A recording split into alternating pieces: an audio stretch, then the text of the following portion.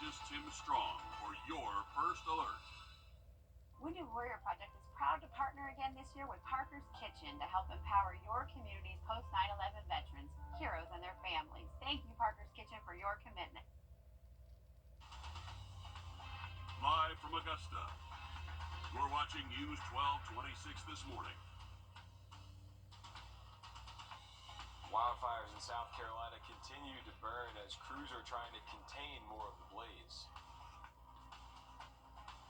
And here at home, fire crews are working around the clock to fight an increase of fires over the last few days in the CSRA.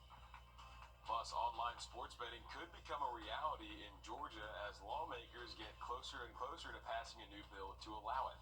Those stories and much more just ahead, but first, good morning. Thank you for joining us. I'm Nick Proto. And I'm Ashley Campbell. It is 6 o'clock on your Tuesday. Sending things over to Tim. We got some weather alerts to talk about ahead of a first alert. Yeah, we talked about the fire danger that's been a problem from this not only Wednesday, but also a windy Thursday as well. 6:02 the time.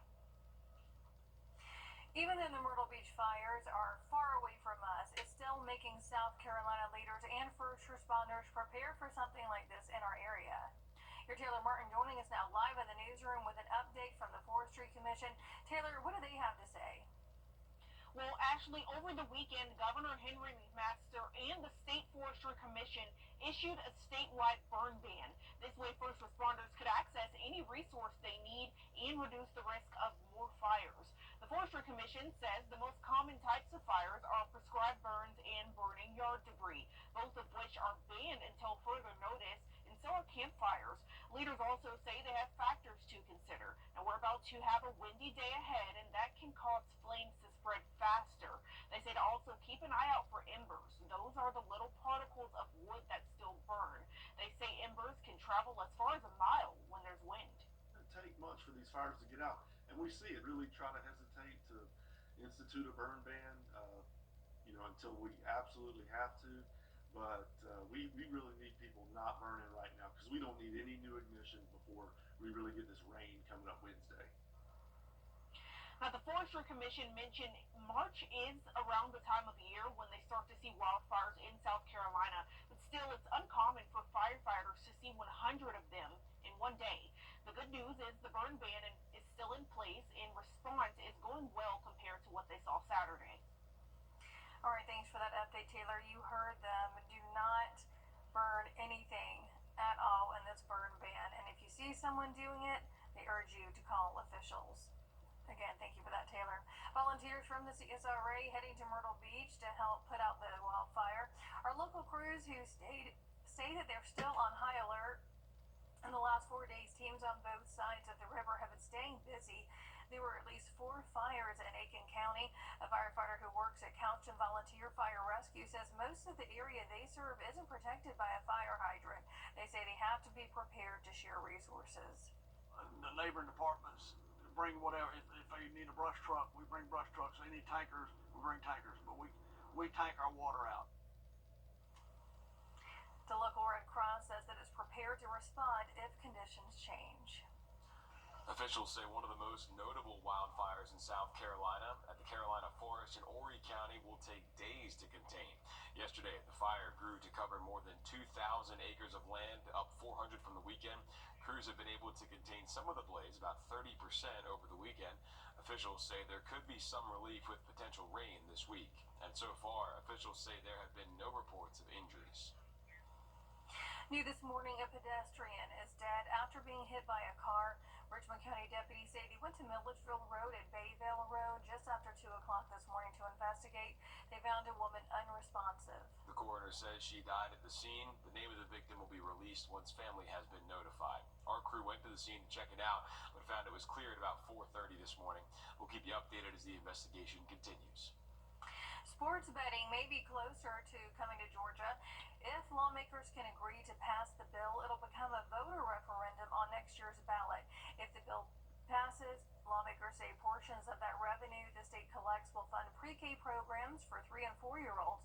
Opponents to the bill, though, say it'll only fuel gambling addictions.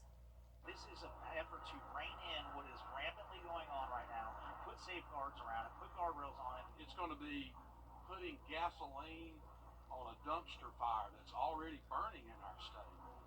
Why do we want to make it worse? The bill just needs a simple majority in the House. It already has enough support in the Senate. This is the fourth time that lawmakers have tried to pass a bill on online sports betting. Each time it failed in the House. Senate President and Lieutenant Governor Burt Jones says that they will do their best to make it happen if the House can pass it. Today marks 6 months since the deadly shooting at Appalachia High School that took the lives of 2 students and 2 teachers. One of the victims in that shooting was one of the school's assistant football coaches, and now the school's head football coach is resigning, saying he decided to seek mental health to be himself again. We heal through sports, and we've got a great community here. We've got great community support. We always have a great crowd. Take care of yourself. I'm sure he took care of his students when it was happening, and now he's got to take care of himself.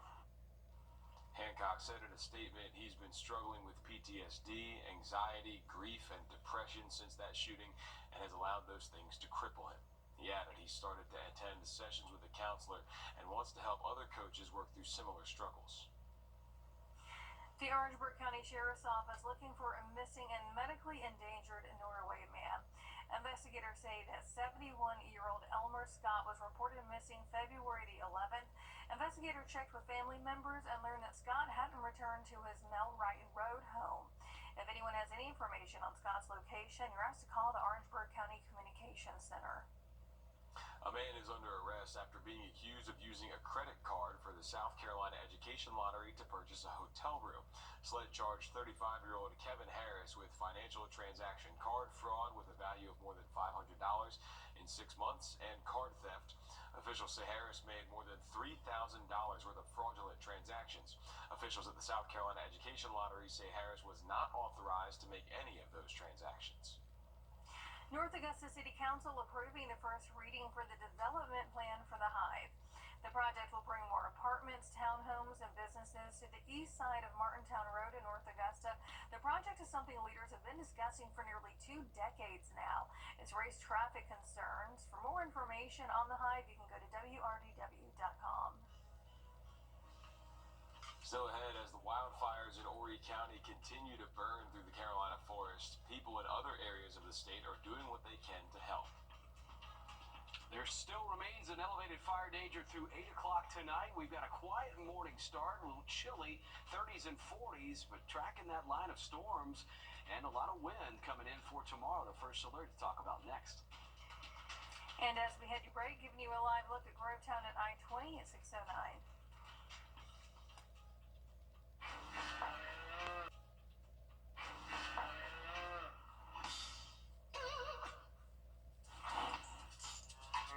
Sick beats, Mrs. H. Thanks, Marvin.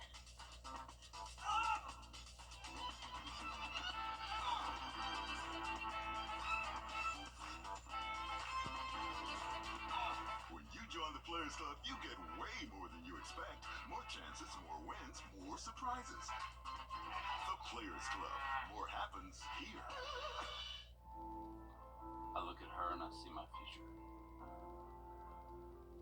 She is the promise that gives meaning to each new day. Her love holds us close and guides us. She is, and always will be, my everything. I celebrate her with a jeweler that I trust. And that's Windsor. It's bow tie. Breezy and a colder setup too, down to 40 for the morning, highs only in the upper 50s. Nice little warm up though for Friday and Saturday. 60s and 70s are back. That chance for early rain on Sunday. 6:15. As wildfires continue to burn through Horry County in South Carolina, agencies from all over the state are teaming up to help. Yami Popa has more on agencies from different areas of the state, how they're helping, and what residents are doing to protect themselves. The efforts here in Horry County are strong as fire departments and agencies from across the state have come together to help provide aid to these fires. You can see them just over my shoulder. Pockets of fires that have just persisted for hours. Thick, heavy smoke that's filling the backyards and homes of residents that live in this subdivision. But the worst part is many are wondering how long this will last and if their homes are in jeopardy. The Lexington County Fire Service is in Horry County actively assisting, while Columbia, Richland, Irmo, Kershaw, and others have provided aid. We've seen Charleston, Florence, and even Spartanburg fire departments move through the streets quickly as they put out fires left and right. Many homes have sprinklers running and water pouring out of hoses to keep their properties wet. One resident I spoke to tells me she chose not to evacuate her home because she was confident the fires wouldn't reach it, though she spent the last few days hoping and praying. We don't even know if it's safe, and I think the worst part is not knowing, and I understand the firemen and police officers have been doing their job, but then we are like sitting in our houses without knowing what to do, expecting for one of the news, post something on Facebook. It looks devastated. It's the kind of thing that you don't think you're gonna see in your house and with your kids. Maria Rivera is one of many residents forced to continue on with life as these wildfires continue to threaten this neighborhood and surrounding areas. Rivera praised the efforts of Blackhawks and civilian aircrafts that are carrying water in the sky to put out these fires. I spoke with a commander from the McIntyre Joint National Guard Base. They say just Sunday alone, they deployed nearly 60,000 gallons of water with a 12-person team and 3 Blackhawk helicopters. Though it's not visible through the camera, there's ash floating in the sky. Residents tell me they're having a hard time keeping it from inside their home, and some say they've been sick since the fire started. Officials at the South Carolina Forestry Service say the Carolina forest fire is still about 30% contained. The statewide burn ban imposed by Governor Henry McMaster and the Forestry Service does remain in effect. Officials do warn those who break that ban will be criminally prosecuted. As fires continue to burn in South Carolina, so do parts of Georgia. Crews in North Georgia have been working around the clock to put out some of the fires there, get control of them. Crews say most of these fires were caused by outdoor burning of yard debris. But all over Georgia, crews are working to fight any fires from getting out of control. We are anticipating that this is going to be a very busy March. We're anticipating just long term for this to be a prolonged event. She adds the state's Forestry Commission responded to nearly 500 wildfires just last week, burning a total of 6,200 acres. Just yesterday, the National Weather Service issued a high fire danger alert to parts of northern and central Georgia, also issuing a red flag warning for the entire state due to the conditions over the weekend. Time now 6:18. Out of all states, Georgia ranks in the bottom 10% for reading comprehension, engagement, and literacy. But one county is using artificial intelligence to help fight that. Students in Lee County will read a story on their own out loud for the software Amira to listen. Now, when a student struggles, Amira will step in to tutor the student on what they're struggling with. In no way, shape, or form is she built to replace an educator. She's there to help give kids guided, productive reading practice and then report back to the teacher. There isn't any gameplay in Amira. It is teaching kids to read by having them practice reading. I think what's different about it is the fact that Amira, the avatar, presents the students as their friendly coach and reading partner. And this allows teachers to work with small groups of students on other topics while the rest focus on their reading abilities. Since bringing Amira into classrooms a few months ago, teachers say that they've already noticed a difference in their students' reading abilities. Cryptocurrency prices skyrocket after a recent announcement from President Donald Trump, and GM hires a new position for the future of driving. We got that coming up in your business update.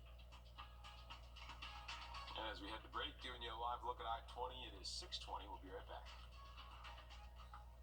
SRP Federal Credit Union. Still struggling post-Helene with damage and repairs? Truth Roofing has hired extra crew, brought on licensed contractors, and partnered with a public adjuster. We have openings to help you make your home whole again. Hurricane damage, you can't handle the roof. The First Alert Team, the best in Georgia. The weather, it's something that affects us all every day. From sunny to severe and anything in between. This is why we First Alert. Live from Augusta, we're watching News 1226 this morning. Wildfires continue in South Carolina, and officials are reminding people to follow the burn ban and safety rules when it comes to fires to stop the spread of any more. And we have the latest update on the death of a 14-year-old girl in Warrenville after a dirt bike crash. We're going to show you who investigators arrested in connection to her death. But first, the wind is here today and the rain comes tomorrow. The entire CSRA under a first alert for severe weather tomorrow. That's where we start things off this morning. Thank you for joining us. I'm Nick Proto. And I'm Ashley Campbell. 6:30 on your Tuesday. Sending it straight to Tim, where we have got this elevated fire risk that we've been talking about all throughout our newscast, and then a first alert tomorrow. Yeah, that's right here. A lot of wind, and really wind is going to be at the forefront of tomorrow. 6:32. Fires continue to burn in South Carolina, and while those fires are far away from us here, South Carolina leaders are making sure all areas of the state are ready. Taylor Martin joins us live from the newsroom. And Taylor, what have lawmakers in South Carolina done to prevent any more wildfires from starting? Well, Nick, Governor Henry McMaster issued a state of emergency to get first responders the help they need. And he issued a burn ban with the State Forestry Commission to prevent any more fires from igniting. Officials say the most common starts to fires come from burning yard debris and prescribed burns. Now, leaders at the Forestry Commission say the safety measures they recommend to people, like having water handy, watching a fire, and having a fire break, are not being followed. That allowed for more and more fires to ignite over the weekend. And with windy conditions across South Carolina, small flames can spread quickly. Surprisingly, these common sense tips either escape, or people just don't escape people, or they just don't pay attention, and they don't respect the weather, and before you know it, that fire's off in the woods. So we really need to get the word out to people. Be safe. Now, officials say they saw over 100 ignitions on Saturday alone, but since the burn ban was implemented, only 10 ignitions were reported on Sunday. So as of now, officials say the largest fire in the state in the Carolina forest is 30% contained. To help contain more of that fire in Myrtle Beach, several crews of volunteers from our area are there trying to help. And we can all do our part here by just respecting that burn ban for now until we get some rain to help clear this out. Taylor Martin live in our newsroom this morning. Thanks, Taylor. With the Carolina forest burning across the state, the CSRA has not been a stranger to fires recently either. In the last 4 days, teams on both sides of the Savannah River were staying busy with at least 4 fires just in Aiken County. Fire crews say that they are remaining on high alert, and they have been since before the wildfires in Myrtle Beach broke out. And with some areas not having access to fire hydrants, other crews say they're ready to help out. Good thing we have good neighbors, good mutual aid. Everybody helps everybody out. If you get a brush fire out, any sides, you're gonna have mutual aid. Most of the area that is served on this side of the county is not protected by a fire hydrant. They're bringing you water and manpower. Firefighters are asking people to be cautious and vigilant when it comes to fires, and they are asking you to stop any outdoor burning. And if you do see someone burning, call your fire department. The local Red Cross branch says that they haven't deployed to area fires right now, but they are prepared to. With wildfires still raging in South Carolina, the National Guard sent 2 Black Hawk helicopters and another aircraft in to help fight the blaze. The Black Hawks can dump 660 gallons of water at a time. The pilots say while they've gone to many disasters in their careers, this one means more to them than most. It's in our backyard. We live in South Carolina. This is a place that we come on vacation as well. So this mission is very important to us. It's a saddening thing to see it happen, but it's also very rewarding that we get to come over here and actually help our community. I think that's the best thing that we get out of this at the end of the day. They've been flying each day for about 6 to 7 hours at a time, dumping water on both residential and forest areas affected by the fires. Thousands of people in South Carolina have been forced to evacuate their homes because of the wildfires. The American Red Cross immediately jumped into action to set up temporary shelters to help those who need it. While the Red Cross is not asking people for supplies, they do say it takes monetary donations to help people. You can head to our website, wrdw.com, to learn more about how you can donate. 6:36 now. A suspect is under arrest in connection to a hit and run that left a 14-year-old dead along Augusta Road. Terry Sizemore was identified as the driver and turned himself in early yesterday. He's charged with a hit and run involving a death. 14-year-old Faith Williams died Friday night after crashing on a dirt bike that sent her onto Augusta Road. Authorities are still working to figure out if she died from the crash or if she was killed by a car that fled the scene after possibly hitting her. The Richmond County Sheriff's Office is looking for this aggravated assault and kidnapping suspect. Authorities say William Thomas is wanted for an incident that happened on Saturday on Deansbridge Road. Deputies say that Thomas is known to hang around Gordon Highway near the old Regency Mall and Kissing Bower Road. He is considered to be armed and dangerous. If you know where he is, call the Richmond County Sheriff's Office. A Denmark man has died after an early Sunday morning crash in Horry County. The Horry County Coroner's Office identified the victim as 31-year-old Darius Holmes. South Carolina Highway Patrol says they were called just after 2 a.m. to Highway 31 near Highway 707 for a single-car crash. Officials say the car was heading south on Highway 31 when it ran off the road to the left, hit a concrete barrier, went into the median, hit an embankment, then flipping over. Holmes died from his injuries at a hospital. South Carolina Highway Patrol is investigating that crash. And in North Augusta, City Council announcing that you only leave out 4 bags of yard waste per week with no loose yard waste, meaning that it has to be in a bag. They say full yard waste collection will not likely return until after tournament week in April. Tariffs on imported goods. Thursday forecast with still strong winds around. 60s and 70s do come back in Friday and Saturday, and that chance for showers on the low end on Sunday, 6:45.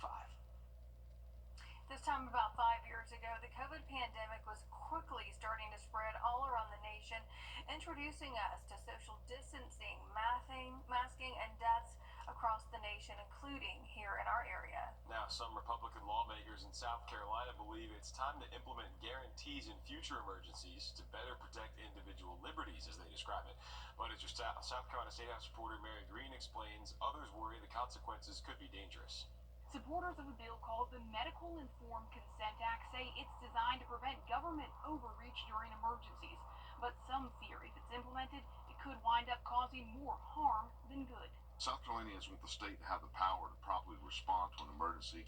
However, they don't want emergency powers to be potentially weaponized against them. Among its provisions, the bill would prohibit employers in South Carolina, including private companies, from requiring workers receive any type of vaccination as a condition of employment. Nobody, and I've said this many times, should have to choose between a jab and their job. The bill's lead sponsor, Republican Senator Shane Martin, says this is geared toward the COVID vaccine and other type of novel vaccines, as he described them. Martin also claimed it would not change existing vaccination requirements for K-12 students to attend school. But pediatricians say they read it differently and believe this would infringe on those school shot mandates for diseases like polio, measles, and chickenpox. So they asked Martin to make that more clear. I don't understand why we would want to prevent future vaccines from being developed or used and mandated.